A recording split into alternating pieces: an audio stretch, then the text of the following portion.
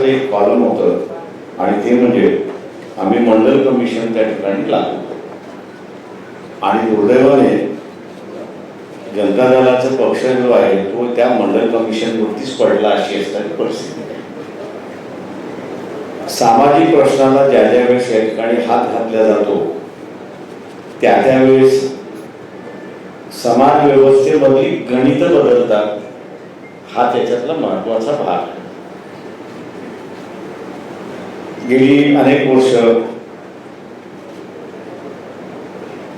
उपेक्षितांचं राजकारण याची सुरुवात व्हावी म्हणून आम्ही असा प्रयत्न त्या ठिकाणी केला. जी चळवळ आम्ही असं चालवत होतो तिला आमच्याच मित्रपक्षाने गिळंकृत करण्याचा प्रयत्न केला किंवा मर्यादित करण्याचा असा प्रयत्न केला,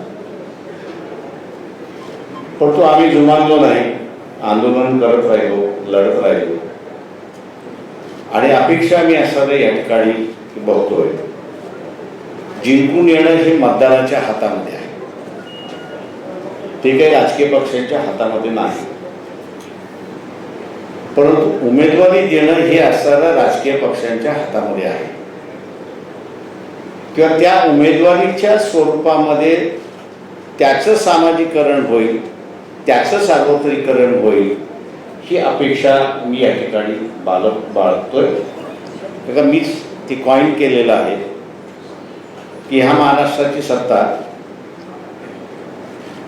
169 कुटुंबामध्ये होती, त्याच्यामध्ये 10 कुटुंबात असणारा वाढ झालेली आहे. नातेवाईकांचं राजकारण जर जसं वाढत गेलं तस तसं महाराष्ट्रातलं दिशांचं जे राजकारण होतं, मुद्द्यांचं जे राजकारण होतं, गरिबांचं जे राजकारण होतं हे बाजूला पडत गेलं आणि भांडवलशाहीचं, लुटारूंचं अशी सत्ता त्या ठिकाणी सुरुवात झाली अशी असणारी परिस्थिती आहे. नव्या गोष्टी मांडण्याची गरज आहे असं मी त्या ठिकाणी मानतोय. एका काळी अर्थव्यवस्थेमध्ये मोठ्या इंडस्ट्रीची गरज होती आणि ती आपण असताना भागवतो. पण आज असणारा शेतीला जोडधंदा आपण असावा म्हणतो, पण शेतीची प्रक्रिया करणारे उद्योग याची आपण असताना चर्चा करत नाही. मी आज असताना मानतोय की सगळ्यात मोठा असणारा एम्प्लॉयमेंट हे काही सेक्टर्स सामान्य माणसाच्या हातामध्ये आपल्याला कशा रीतीने देता येतील, व्यापारी आणि भांडवलदार याच्या हातामध्ये जाणार नाही याची जर दक्षता आपण घेतली तर मी असायला म्हणतो की डॅव्होसला जाऊन असायला मोठमोठे लाख लाख प्रोजेक्ट कधी आलेले मी पाहिलेले नाही. करारनामे फक्त त्या ठिकाणी होतात, पण या शेतीवरती पिकणाऱ्या प्रक्रिया करणारी यंत्रणा जर उभी राहिली तर महाराष्ट्रामध्ये प्रचंड मोठ्या प्रमाणात एम्प्लॉयमेंट होऊ शकतं आणि एक नवीन दिशा त्या ठिकाणी देत आहे. अनेक असे प्रश्न आहेत की ज्याच्यावरती चर्चा करून आम्ही असणाऱ्या भूमिका आपल्या समोर त्या ठिकाणी मांडत राहू. अपेक्षा एवढीच आहे की मी शरद पवारांची रिॲक्शन आज वाचली आहे, नवीन नाही. आमच्या दोघांचं भांडण फार जुनं भांडण आहे, शेतातलं भांडण नाही, नेतृत्वातलं भांडण आहे, दिशेचं भांडण आहे.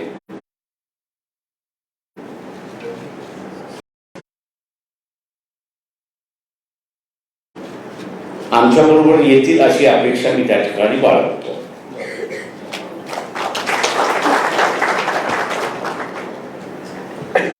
कारण हा लढा मी एका वेगळ्या मार्गाने बघतो. नरसिंहराव ज्यावेळेस पंतप्रधान झाले आणि VP सिंग आणि चंद्रशेखर गेले त्यावेळेस मी खासदार झालो. आमचा पहिला असणारा आवाज होता त्यावेळेस टेलिकॉम मंत्री जे होते त्यांच्या विरोधात. 15 दिवस आम्ही असं सभागृह बंद केलं. नरसिंहरावांचे असणारे चांगले संबंध होते म्हणून त्यांनी महिन्याभरानंतर बोलून घेतलं आणि विचारलं की तुम्ही काय केलं. म्हटलं आंदोलन केलं. तुम्ही त्याच्या पुढे काय केलं तेवढं मला सांगा. तर म्हटलं माझ्या लक्षात आलेलं नाही, संध्याकाळी या सांगतो. आणि संध्याकाळी बसल्यानंतर त्यांनी असं सांगितलं की अशा रीतीने तुम्ही असं चालवत गेला तर पॉलिटिकल लिडरशिप ह्या देशामध्ये तुम्ही संपवणार. आज दुर्दैवाने मी असं जे बघतोय की त्या काळी नंतर आम्ही असं त्या सगळ्या गोष्टी थांबून व्यवस्थितरित्याने असं मांडण्याचा प्रयत्न केला. पण आज ईडीच्या मार्फत या देशातलं पॉलिटिकल लिडरशिप संपवण्याचा असणारा भाग त्या ठिकाणी चाललेला आहे. त्यांनी खरंच आरोप केला असेल, खरेच पैसे खाते असेल तर त्यांच्या कोर्टात घेऊन जा, केसेस चालवा आणि जेलमध्ये टाका. पण कोर्टात जायचं नाही, जेलमध्ये चालवायचं नाही आणि फक्त लिडरशिपवरती असणारा जो आक्षेप घेण्याचा असणारा भाग आणि कॅरेक्टर एसिग्नेशन करण्याचा जो भाग चाललेला आहे तो सगळ्यात मोठा डेंजरस मी असणारा त्या ठिकाणी मानतो. आपण कोणीही अमरपट्टा घेऊन आलेलो नाही. एक दिवस आपलाही असणारा अंत होणार आहे, तसा नरेंद्र मोदी यांचाही अंत होणार आहे. त्यांच्या पक्षामध्ये त्यांनी लिडरशिप, दुर्दैव मी असं म्हणेन की त्यांनी त्यांच्या पक्षामधली सुद्धा लिडरशिप संपवलेली आहे, वरती येऊ दिलेली नाही. मला अनेक मंत्री त्यांच्यातले असणारे भेटतात आणि सांगतात की आम्ही असणारा फक्त फायली उचलून घेऊन जायचं आणि करायचं, एवढंच आमच्याकडे कामकाज राहिलेलं नाही. बाबासाहेबांनी असं एकदा म्हटलं होतं, क्रायसिसमध्ये पॉलिटिकल लिडरशिप ही डेव्हलप होत असते आणि एखादी आता असणारं क्रायसिस या ठिकाणी डेव्हलप झाली तर मला कुठेही नॅशनल पॉलिटिकल लिडरशिप त्या ठिकाणी दिसत नाही. आणि म्हणून स्टेटमेंट आम्ही जे काढलेलं आहे त्याच्यामध्ये राष्ट्र हा सगळ्यात महत्त्वाचा असं आम्ही त्या ठिकाणी मानतोय. ती पॉलिटिकल लिडरशिप असणारी डेव्हलप झाली पाहिजे, तिला उभारली पाहिजे, तिला प्रोटेक्शन दिलं पाहिजे आणि ते करण्याचं आम्ही असं कटिबद्ध या ठिकाणी आहोत.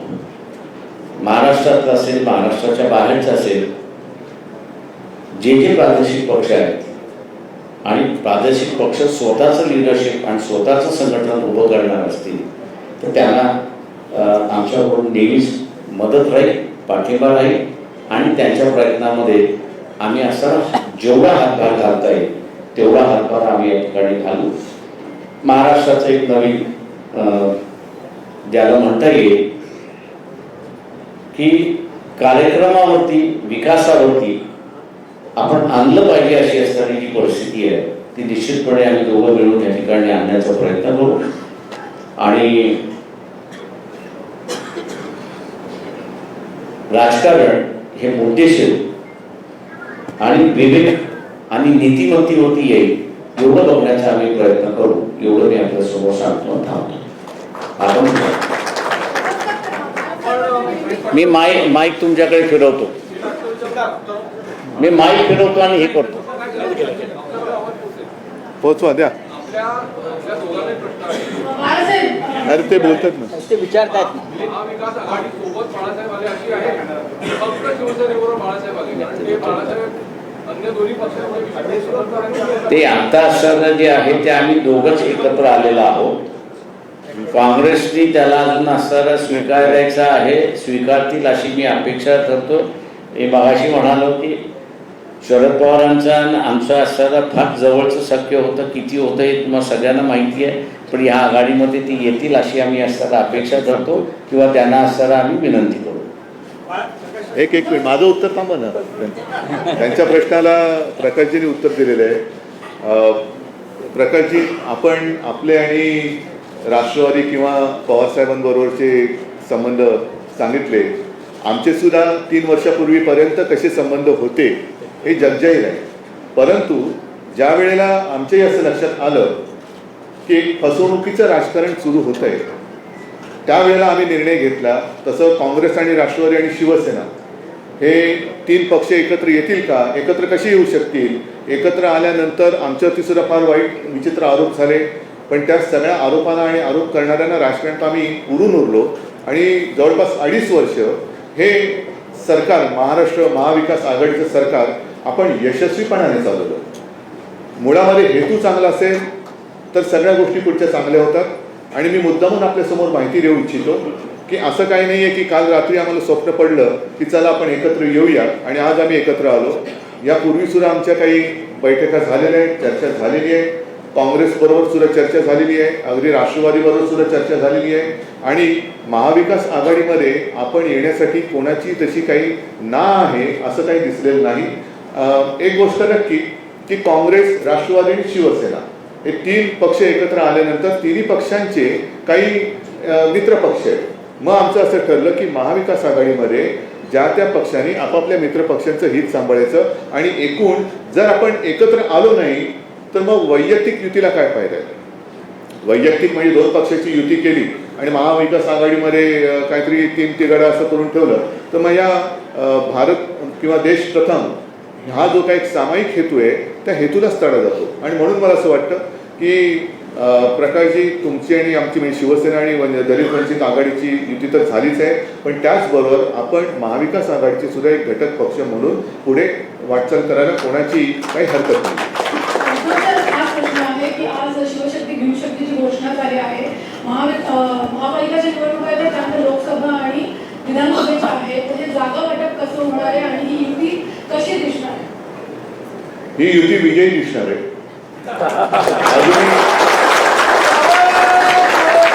अजूनही निवडणुका जाहीर झालेल्या नाहीत. आम्ही तर सांगतोय पहिल्या दिवसापासून निवडणुका घ्या, हिंमत असेल तर निवडणुका घ्या. हे माझं त्याही वेळेचं आव्हान, जेव्हा आमची युती नव्हती तेव्हापासूनचं आव्हान आज सुद्धा कायम आहे. लवकरात लवकर ह्यांनी निवडणुका घ्याव्याच. मग जागा वाटप काय असेल, कसं काय असेल तो प्रश्न आमचा आहेच. आम्ही तो विचार केल्याशिवाय का आम्ही एकत्र आलेलो नाही आहोत.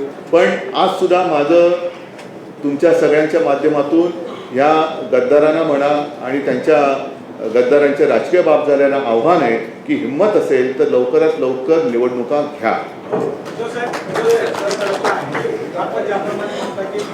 काँग्रेस आणि राष्ट्रवादी सोबत आहे. राष्ट्रवादीविषयी प्रकाश आंबेडकर सांगायची होती, परंतु काँग्रेसची जी महाराष्ट्र लिडरशिप आहे त्यांचं असं मत आहे की प्रकाश आंबेडकर यांना सोडलं गेल्याबाबत आमच्याकडे पुढे प्रस्ताव आला नाही आणि चर्चाही नाही. मग तुम्ही कसं म्हणतात की तेही आमच्यासोबत आहे? दिसेल ना आज उद्या मी जे काय बोलले ते खरं आहे का ते जे काय बोलले ते खरं आहे ते दिसेल. उद्धव सर, अजितदादांनी सांगितलं आहे की जर का शिवसेना आणि वंचित बहुजन आघाडी यांची एकत्रित युती होत असेल तर या पुढचं जे काही जागा वाटप असेल ते शिवसेनेच्या म्हणजे महाविकास आघाडीमधला तिसरा पक्ष शिवसेना म्हणून त्यांच्या ज्या काही जागा असतील त्या जागांमधून वंचित बहुजन आघाडीला द्यावे. महाविकास आघाडीमध्ये त्यांना स्थान असेल असं अजितदादांचं म्हणणं. नाही, महाविकास आघाडीमध्ये स्थान असणार. शेवटी अजूनही कोणी कोणत्या जागा लढायच्या हेच मुळामध्ये ठरवण्याची वेळ आलेली आहे, आता गरज आहे. आणि ते ठरवल्यानंतर कोणाच्या वाट्याला कोणत्या जागा, हा जागा ठरल्यानंतर मग कोणी कोणत्या मित्रपक्षाचं कसं हे करायचं. जसं आता विधान परिषदेच्या बाबतीत झालं, केली ना आम्ही एकमेकाला मदत केली. त्याच्यामध्ये सुद्धा अगदी नागपूरला आम्ही अर्ज भरला होता पण मागे घेतला. नाशिकची जागा ही काँग्रेसला सोडली होती. काँग्रेसच्या उमेदवारांनी काय ते करू नये ते केलं. त्याच्यानंतर मग आम्ही अपक्षाला तिथल्या पाठिंबा महाविकास आघाडीच्या उमेदवार त्या शुभांगीताई पाटील सगळ्यांनी मिळून केलं. अमरावतीची जागा काँग्रेसने जिंकलेली होती ती आम्ही काँग्रेसला सोडली, पण काँग्रेसने आमचा माणूस उमेदवार म्हणून केला, आम्ही काही त्याला म्हटलं नाही. त्याच्यामुळे हे सामंजस्याचं राजकारण आता यापुढे करायचं नसेल तर मग मला असं वाटतं एकत्र येण्याचं नाटक कोणी करू नये. उद्धव साहब इथे ठाकरे परिवार ने कभी भी जात पात की राजनीति नहीं की है. आज इस गठबंधन के दौरान आपने कहा कि आपकी प्राथमिकता राष्ट्र होगी, तो क्या ऐसे में समझा जाए कि यहाँ से पॉलिटिकल लाइन आगे गठबंधन में आप जात पात की राजनीति करेंगे या फिर सारी चीजों? मेरे पिताजी ने कई बार कहा है कि आमचं हिंदुत्व हे राष्ट्रीयत्व आहे. हे त्यांनी अनेकदा बोललेलं आहे. मैं कोई नई बात नहीं करने जा रहा. अगर नई बात मैं करता तो बात अलग थी, लेकिन मैंने जो मेरे पिताजी ने कहा है वही बात मैं दोहराता हूँ और उसी राह पर हम चले हैं. और इसके आगे जाकर मैंने कहा कि पिताजी ही क्यों, मेरे जो दादाजी थे और हमारे दोनों के दादाजी, उन्होंने उस वक्त जो हमारे धर्म में बुरी कुछ गलत प्रथाएं थी. हाँ, मैं थोडं हिंदी माझं हा एक आता फायदा होणार आहे मला. गलत प्रथाएं थी उसका विरोध किया. तो हमेशा देश हित सबके सामने, पहले देश नहीं रहेगा तो हम क्या रहेंगे. आणि हिंदुत्व आमचा श्वास आहे, हिंदुत्व हे राष्ट्रीयत्व आहे, हिंदुत्व म्हणजे काय आहे हे सगळं प्रकाशजींनी ऐकलेलं आहे, वाचलेलं आहे आणि त्यांनी सांगितलेलं आहे की आता जी काही शिवसेना पुढे येते ते आम्हाला मान्य आहे. उद्धवजी, आज युतीची घोषणा होते आहे. यापूर्वी अनेक बैठका झाल्या. या बैठकांमध्ये खास करून मुंबई महानगरपालिकेसंदर्भात जागा वाटपाची काही प्राथमिक चर्चा झालेली आहे का? दोन्ही पक्षाकडनं काही म्हणून मी तुम्हाला काय सांगतो, हे असे सगळे प्रश्न तुम्ही विचारण्यापेक्षा माझं पुन्हा एकदा या सरकारला आव्हान आहे, हिंमत असेल तर निवडणुका घ्या. मग आमचं युतीचा जागा वाटप काय झालेलं आहे, कसं झालेलं आहे, चर्चा काय झालेली आहे, ते तसं करण्यापेक्षा आम्ही लढून जिंकूनच टाकू ना. उद्धवजी, आपण म्हणालात की वंचित बहुजन आघाडी महाविकास आघाडी यावं यासाठी म्हणजे त्याची काही हरकत नाही, पण शरद पवार आणि प्रकाश आंबेडकरांचे एवढे संबंध पाहतात, ते संबंध सुधारावे यासाठी आपण व्यक्तिशः काही नक्कीच करणार ना. म्हणून मी तर असंच म्हणेन की त्यावेळेला आम्हाला गृहीत धरून राजकारण केलं गेलं होतं 1-2.5-3 वर्षापूर्वी की शिवसेना काँग्रेससोबत जाऊच शकत नाही, शिवसेना राष्ट्रवादीसोबत जाऊच शकत नाही. त्या तर वेळेला मला असं सांगण्यात आलं की बघा राष्ट्रवादीबरोबर चाललंय, पवार साहेबांचं लौकिक तुम्हाला माहिती आहे, कधी पण दगा देतील, हे मी जाहीर भाषणात सांगितलेलं आहे. मी त्यांच्याकडे बघत राहिलो आणि माझ्याच लोकांनी दगा दिला. म्हणजे एकूण जे राजकारण चाललेलं आहे की आता दुसऱ्याचं घर फोडून स्वतःचं घर सजवणारी अवलाद जी सत्तेवरती येऊ बघते ती दारून टाकण्याची आज गरज आहे आणि त्याच्यासाठी गरिबांचा आणि सगळ्यांचा जो एक धर्मनिराश झालेला आहे तो दूर करण्याचा जाऊ. माझा प्रश्न प्रकाश आंबेडकर साहेबांना आहे. आता उद्धव साहेबांनी त्यांच्या हिंदुत्वाबद्दल सांगितलं नाही. आतापर्यंत शिवसेना आणि वंचित बहुजन आघाडी किंवा प्रामुख्याने हिंदुत्वाचा मुद्दा होता. उद्धव साहेबांनी जे हिंदुत्व सांगितलं सर त्याच्यावर तुमचं काय म्हणणं आहे, ते स्वीकार्य असेल का वंचित बहुजन आघाडीला? ते मी मागे त्या दिवशी म्हणालो होतो की प्रबोधनकारांचं जे हिंदुत्व होतं आणि त्यांनी असणारं जे चाललेलं होतं त्याच्यावरती चालण्याचा असणारा बाद शिवसेनेचा असल्यामुळे समाज सुधारण्याची गरज जी होती ती तुम्हाला असणारा काही वेळेस कडवटपणाने घ्यावी लागते आणि ती प्रबोधनकारांनी घेतली. त्याच्यामुळे ती लाईन सुरुवात राहील असं मी अगोदरच आम्ही ठरवलं असल्यामुळे ती लाईन पुढे जाईल आणि हळूहळू आपल्याला दिसण्यात येईल की कशा पद्धतीने जायचं आहे. निगेटिव्ह राजकारण जे आहे हिंदुत्वाचं सध्या RSSचं आणि BJPचं द्वेषाचं जे आहे की आम्ही ख्रिश्चनांच्या विरोधात, आम्ही मुसलमानांच्या विरोधात आणि म्हणून सगळ्यांनी एकत्र या असं जे आहे याच्यापेक्षा समाजव्यवस्था एकत्र कशी आली पाहिजे, कुठच्या मुद्द्यांवरती आली पाहिजे, ती कशा पद्धतीने येईल याची असणारी मांडणी आम्ही करत जाणार आहोत. देखा गया है कि जो गठबंधन होते हैं शिवसेना के साथ जो गठबंधन वो हमेशा मातोश्री पर हमने देखे, इस बार आप यहाँ पर आए हैं, क्या इसके पीछे? मैं कई दिनों से यहाँ आना चाहता था लेकिन कोई बुला नहीं रहा था मुझे.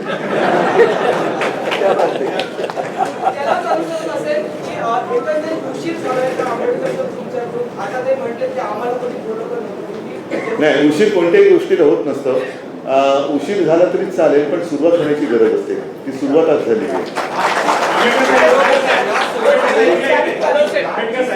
एक प्रश्न आहे की मागच्या निवडणुकीमध्ये लोकसभा आणि विधानसभा निवडणुकीमध्ये सगळ्यात जास्त वंचित बहुजन आघाडीने काँग्रेस आणि राष्ट्रवादीचं नुकसान केलं.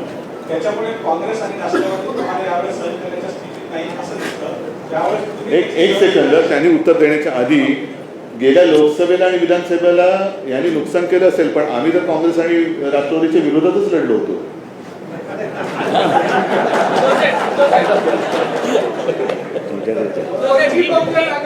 भाजपची बी टीम आहे असं वारंवार बोललं गेलं होतं. शिवसेनेचे काही युती होते की त्यांनी असे आरोप केले होते. मग आता पुन्हा एकदा शिवसेनेची युती भाजपच्या बी टीम बरोबर झाली असं म्हणायचं का? जिथे भाजप बरोबर आमची युती होते आणि त्यांनी आम्हाला दगाफटका केल्यानंतर मग किती टीम ABCD काय करायचं, म्हणजे आमची A टीम बरोबरच युती असताना त्यांनी ती युती त्यांच्या स्वार्थापायी मोडली. आणि अत्यंत नेमकेपणाने प्रकाशजींनी सांगितलं की आत्ताचं जे भारतीय जनता पक्षाचं नेतृत्व आहे त्यांनी त्यांच्याच पक्षातल्या नेतृत्वाची एक फळी कापून टाकलेली आहे. म्हणजे नेमकं यांना राजकारणात करायचं आहे काय, यांना शत्रू नको, विरोधक नको आहेत, ठीक आहे, मी समजू शकतो राजकारणामध्ये विरोधक असायला पाहिजे, पण त्यांचा पराभव करणं, पण यांना मित्रही नको. म्हणजे मग नेमकं साधायचं काय? आणि म्हणूनच मला असं वाटतं की हे आता आमचं तुम्ही आम्हाला एका धर्म बिर्म याच्यावरती प्रश्न विचारण्यापेक्षा आज देश कसा वाचवायचा, कारण देशाची वाटचाल ही सरळ सरळ हुकुमशाहीकडे चालल्याचं दिसतंय. आता जी काही एक न्याय व्यवस्था म्हणून शिल्लक राहिलेली आहे, त्या न्याय प्रणालीला, न्याय व्यवस्थेला सुद्धा दमदाट्या केल्या जात आहेत. हे कोणत्या लोकशाहीचं द्योतक आहे? म्हणजे तिकडे यांना न्याय संस्था सुद्धा आपल्या बुडाखाली घ्यायचे, इतर संस्थांच्या बुडाखाली पाहिजेत. मग असं सगळं असेल तर देशात लोकशाही कुठे राहिली? मग जी काय आज काल असताना साक्षात्कार झालेलं आहे रिजिजूंना की काय राज्य घटना ही सर्वोच्च आहे, त्या घटनेमध्ये बसतंय का? त्या घटनेत बसतंय का? घटनेने प्रत्येकाचे अधिकार हे आखून रेखून दिलेले आहेत. मग तुमच्या अधिकारावरती अतिक्रमण करणं हे कसलं द्योतक आहे? म्हणजेच काय की आम्ही तेवढेच देशाचे तारणहार, आम्ही तेवढेच घटनेचे रक्षक, हा एक सर्वदूर समज करायचा, भ्रम पसरवायचा आणि त्याच्या आडून मला पाहिजे तेच करणार, हे जे काय चाललेलं आहे ना ते मोडून काढण्यासाठी आमची युती आहे. मला असं विचारायचं की आठवले गट भाजपसोबत गेल्यानंतर कोण बोलतोय? माझ्या खाली हा आम्हाला असं तळागाळातले प्रश्न पाहिजे. मला असं म्हणणं की आठवले गट भाजपसोबत गेल्यानंतर आता कुठेतरी बॅलन्स ऑफ पॉवर मेंटेन करण्यासाठी डिप्युटी कमिशन्स एकत्र आणण्यासाठीची युती असं म्हणायचं. कोणाला प्रश्न आहे? प्रकाश मी आपल्या कोणाबरोबर गेलोच नव्हतो, मी आपले एकटंच लढत होतो. त्याच्यामुळे बॅलन्सिंग करण्याचा प्रश्नच राहिला नाही. त्याच्यामुळे आता असताना जो आहे ही पॉलिटिकल युती, सोशल युती असं आपण असं समुद्र तर अधिक चांगलं होईल.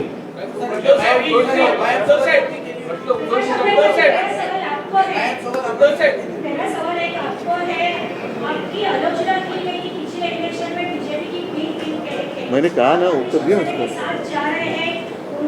राष्ट्रवादी और एनसीपी और कांग्रेस के साथ आपका कैसा आगे गठबंधन कैसा रहेगा, आपकी राजनीति उनके साथ कैसी रहेगी? देखिए, सवाल जो आपने जो पूछा है वो लोकसभा के वक्त जो है कांग्रेस और एनसीपी दोनों का ये सवाल था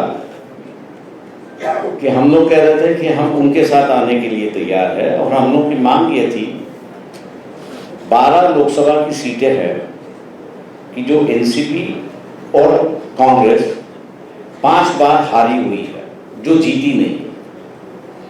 हम उनसे ये कह रहे थे कि भाई इन 12 सीटों में से आप हमसे शेयर कर लीजिए। कांग्रेस शेयर करने के लिए तैयार नहीं थी। अब वजह क्या है मैं आज नहीं बताना चाह रहा हूं, लेकिन जब उनको पता चला कि एमआईएम के साथ में हम लोग का जो समझौता था वो उनके लिए दिक्कतें खड़े कर रहा है, तो उन्होंने ही आरोप लगाया, कांग्रेस और एनसीपी ने आरोप लगाया कि हमको जो है वो बीजेपी ने खड़ा किया। सवाल यह है कि उनको जीतना था या हारना था। पिछले लोकसभा के इलेक्शन में हम लोग 65 लाख वोट लिए थे। अगर उसकी जोड़ अगर एनसीपी और कांग्रेस में हो जाती तो शायद मेरे ख्याल से 20-20 सीटें दोनों जीतते, ऐसी एक परिस्थिति है। सवाल यह है कि इसमें अगर कोई तथ्य होता तो लोग हमारे पीछे नहीं होते, लेकिन कांग्रेस की जो रणनीति थी, एनसीपी की जो रणनीति उस वक्त थी, अब मेरे ख्याल से उसके पीछे छोड़ना चाहिए। जो बातें हो गई उसको हम लोग ने भूलना चाहिए, नया रास्ता अपनाना चाहिए। और इसलिए मैं नया रास्ता अपनाने से कह रहा हूँ कि जो डिक्टेटरशिप आ रही है, आज मैं लोगों से कह रहा हूँ कि आज तक राजनीतिक पार्टी और राजनीतिक नेता ही आरोप कर रहे हैं कि डिक्टेटरशिप आ रही है। अब मैं लोगों को डिसाइड करने को कह रहा हूँ कि बीबीसी की जो फिल्म है 2004 की बात है, 2 बार उसके बाद मोदी जी को प्राइम मिनिस्टर लोगों ने बना दिया। मतलब उस इंसिडेंट का लोगों पे कोई असर नहीं हुआ। ये परिस्थिति होने के बावजूद भी आज 2022 में बीबीसी कुछ दिखा रही है तो हम उसको टॉलरेट नहीं कर रहे, हम उसको सहने के लिए तैयार नहीं है। मैं आप लोगों से ये पूछ रहा हूं कि ये जो मानसिकता है कि हम किसी को सहन करने के लिए तैयार नहीं है, क्या ये निर्देश करती है या नहीं करती है कि हम लोग डिक्टेटर की ओर बढ़ रहे हैं और एक नया डिक्टेटर इस देश में पैदा हो रहा है? इसका फैसला आम लोगों ने लेना चाहिए और आम लोगों ने अपनी राय बनाना चाहिए। ये अब हम लोग जो है लोगों से कह रहे हैं। मैं उम्मीद करता हूं कि आम जनता जो है इस पर सोचेगी और अपने विचार रखेगी। उद्धव साहब, आपसे सवाल ये है कि अभी आपने कहा कि राष्ट्र प्रथम, ये आपका एक नारा है या ये एजेंडा है। हमेशा बीजेपी भी कहते आ रही है कि राष्ट्र प्रथम, तो आपका एजेंडा उनके एजेंडा से अलग कैसे है? जैसे हमारा हिंदुत्व उनके हिंदुत्व से अलग है वैसी है। ही नवीन युती आहे ती महाराष्ट्रातल्या तळागाळात पोहोचवण्यासाठी आपण काही महाराष्ट्रातले धोरणे करणार आहात का? आणि दुसरा प्रश्न असा आहे की गेल्या महिन्याभरापासून तैलचित्राचा जो विषय आहे, तैलचित्र विधिमंडळात लावण्यात येणार, तर आपल्याला निमंत्रण आहे, आपण पाहिलं नाही, अशा वेगवेगळ्या गोष्टी बाहेर ऐकायला येत होत्या, त्यावर आपलं काय मत आहे? एक पहिला मुद्दा असा आहे की मी स्पष्ट करू इच्छितो, आत्ता जे प्रकाशजींनी सांगितलं की नया रास्ता आणि त्याच्याबरोबर काँग्रेस आहे, राष्ट्रवादी आणि शिवसेना आहे, असे सगळे एकत्र आहेत आणि प्रकाशजी नया रास्ता म्हणतात, त्याच्याबरोबर नया रास्ता आणि नया रिश्ता, ह्या महत्त्वाच्या गोष्टी आहेत। एक रिश्ते की नई शुरुआत हम करने जा रहे हैं आणि ज्या काही भूतकाळात चुका झाल्या असतील त्या आता गाडून टाकून आपल्याला पुढे जाणं गरजेचं आहे, कारण नाही तर खरंच आज देशासमोर नेतृत्व कोण करणार हा मोठा प्रश्न आहे आणि ती जी काही पोकळी तयार झालेली आहे ही पोकळी देशासाठी घातक आहे आणि असंच जर काय या दिशेने राजकारण चालत आलं तर फार पूर्वी जे शिवसेना प्रमुख म्हणायचे की देशात अराजक येईल, तर देशाची अराजकाकडे ही वाटचाल तर सुरू नाही झाली, हा एक प्रश्न स्वतःला विचारण्याची गरज आहे। आणि म्हणून मला असं वाटतं की ज्याप्रमाणे शिवसेना, काँग्रेस आणि राष्ट्रवादी, माझा काही त्यावेळेला संबंध नव्हता राजकीय, जेव्हा आम्ही 25-30 वर्ष एक हिंदुत्व भाजप एक म्हणजे आम्ही वटपौर्णिमा करत होतो, सगळं करत होतो, याचा अर्थ असा नाही की जन्मोजन्मी हाच जाऊ द्या तर बायको म्हणाले, पण त्यांनी मात्र काही करायचं, त्यांनी PDP बरोबर बसायचं, त्यांनी यांच्याबरोबर जायचं, त्यांनी त्यांच्याबरोबर जायचं, म्हणजे आम्ही वटपौर्णिमा करतो आणि ते बाहेर खालीपणा करत असं हिंदुत्व आम्हाला मान्य नव्हतं। आणि खरं हिंदुत्व काय आहे की ठीक आहे ना, आज मोहन भागवत, आज म्हणजे आता मी दसऱ्याच्या वेळेला बोललेलं, मशिदीत जाऊन आले, हिंदुत्व सोडलं का त्यांनी? भारतीय जनता पक्षाने PDP बरोबर समझोता केला होता, हिंदुत्व सोडलं का त्यांनी? संघमुक्त भारत म्हणणाऱ्या नितीश कुमार बरोबर त्यांनी आता त्यावेळेचा चाललेला लालू आणि त्यांचा संसार मोडून घुसले होते, हे दुसऱ्याचा संसार मोडून त्याच्याबरोबर साठवलुट करणं हे हिंदुत्व आहे का? तर ह्या सगळ्या गोष्टी आता खूप झाल्या, ते जे म्हणतील तेच खरं, हा एक जो भ्रम ते निर्माण करतात तो मोडून काढण्यासाठी आम्ही एकत्र आलेलो आहोत। आणि साहजिकच आहे, ज्या वेळेला एकत्र येऊन वाटचाल कशाला म्हणतात, ती वाट चालली पाहिजे आणि त्याच्यासाठी महाराष्ट्रभर जिथे जिथे जाण्याची गरज असेल तिकडे मी जाणार।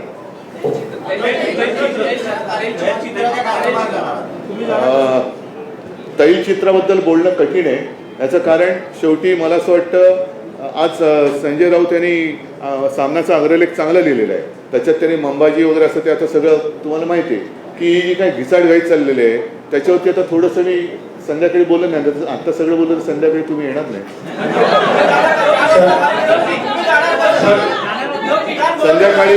संध्याकाळी मी जाणार आहे, नक्की जाणार आहे, 5 वाजता रिगलच्या पुतळ्याच्या इकडे मी नक्की जाणार आहे आणि त्याच्यानंतर 6 वाजता षण्मुखानंद हॉलमध्ये नक्की जाणार आहे। सर, नाशिक पदवीधर मतदारसंघामध्ये वंचित बहुजन आघाडीचे उमेदवार आहेत, तर त्यांच्याबद्दलचं काय स्पष्टीकरण? युतीचं जे आहे ती चर्चा आज जाहीर झाली अशी असणारी परिस्थिती आहे। इलेक्शन जे आहे ते अगोदर सुरुवात झालेलं आहे, तेव्हा पॉलिटिकल पार्टीजनी आपापल्या असणाऱ्या भूमिका घेतलेल्या आहेत, त्या इलेक्शनमध्ये आणि आजच्या याच्यामध्ये फरक असं मी त्या ठिकाणी मानतो। ते इलेक्शन तसेच चालत राहतील, रिझल्ट जे येतील ते लोकांसमोर 30 तारखेला त्या ठिकाणी दिसतील, पण याच्या पुढची जी वाटचाल मी जसं म्हणालो एक नया रास्ता म्हणून जो आहे तो आपल्याला त्या ठिकाणी दिसेल।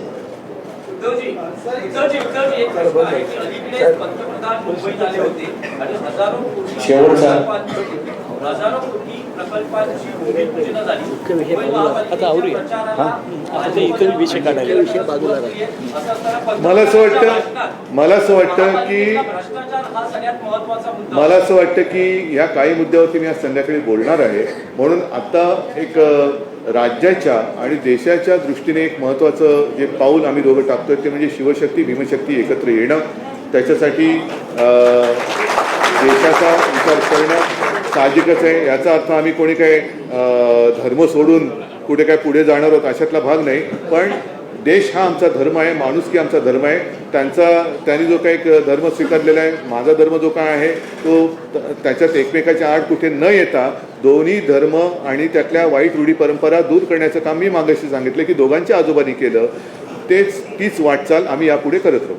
ठीक आहे. मला असं वाटतं आपण घेऊन आला त्याबद्दल धन्यवाद. लास्ट आभार मान हा घ्या बरिया कोणी बोलायचं नाही